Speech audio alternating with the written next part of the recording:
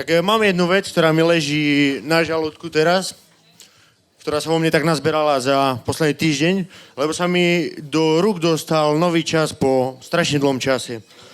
A opäť som si po strašne dlhom čase uvedomil, že ten bulvár je jedna... Čo to je? Pičovina prvotriedna. Vychádza to každý deň. Povedzte mi, kto píše nový čas?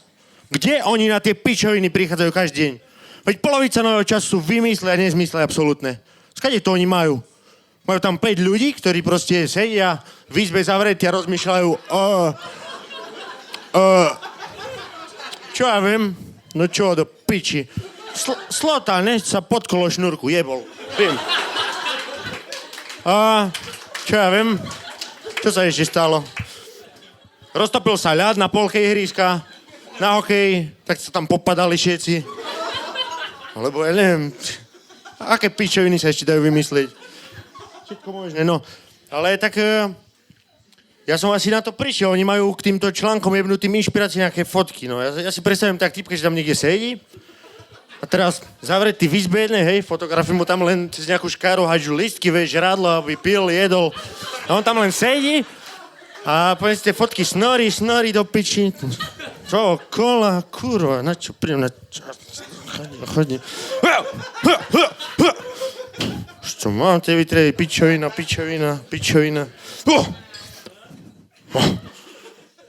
Áno. A cez jednu škáru tam hodí von. Jep, von. A teraz tamto ti noviere. Vezmu toto, čo to je? Na nejakom listočku napíše, čo tam on vidí. Yes. A na druhý deň idete okolo stánku. No, pič. A tam je fotka Adely v nejakom svetri, dajme tomu, že Adely.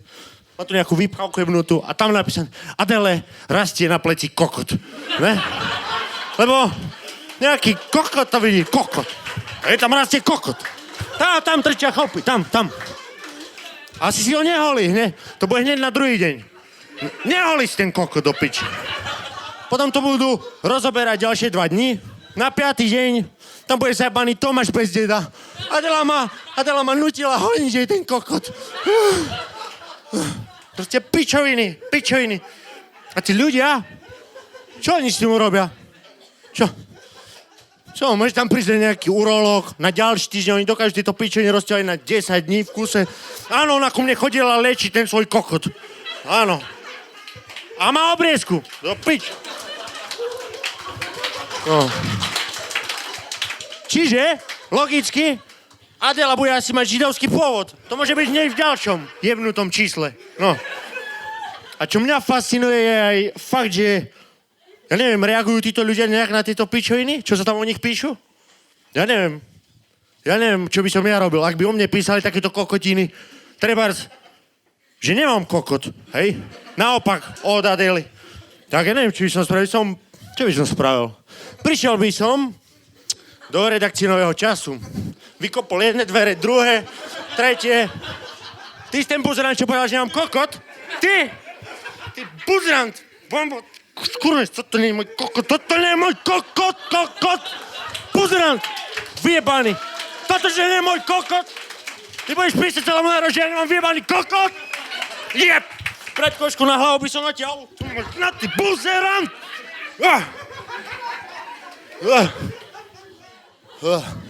No, ale aby som tento vyjebaný bulvár tak celý neočierňoval, niekedy sa nájde aj niečo pekné a krásne.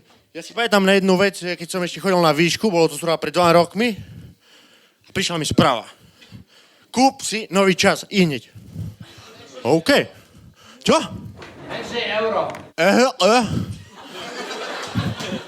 No, tak som zletel do trafíky, berem nový čas, na titulke. Zuzana Fialová berie drogy. To video, ak si pamätáte, také vyjebané video na vyjebaný mobil, niekde na hajzli. Si hovorím, konečne, yes. Niekto to tam ukázal. A pak na to je vyhlásenia, že to bola skúška do nejakého filmu. Odkedy sa skúšky do nejakých filmov nahrávajú niekde v noci, v meste, na hajzloch? Na mobil. Po piči. Ale tí jebnutí ľudia tomu uveria.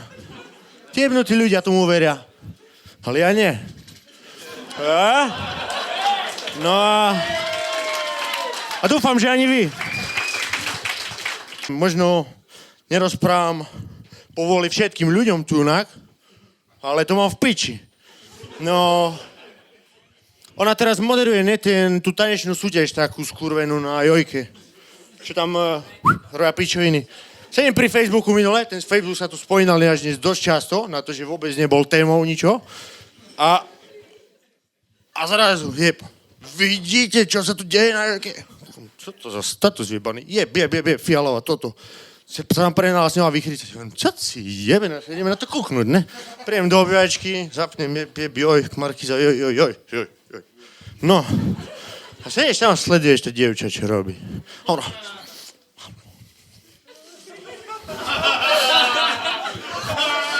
Čo hovorím? Jebe tomu dievčaťu. Však ona nie je jedna z tých tanečníc. Prečo tam tancuje? Stojí na boku. A potom, tá najlepšia časť bola, keď začali zase kecať, hej? A teraz tie dve ženské, ktoré tancovali, stáli. Ona prišla k jednej a tak ju akože objala. No, cez plete ho chytila. Poď sem, moja. Poď. No a záber bol na tú ženskú. Na jej hlavu. A vidíte tam do piči ruku, jej? A ona... Ja keby hrala na klavíri po jej pleci.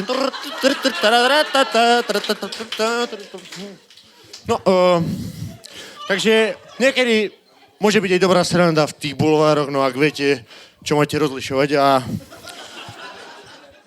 vlastne, to je bolo asi tak všetko na dnes odo mňa. Jak nie? Čo mám povedať? Kam? Poď.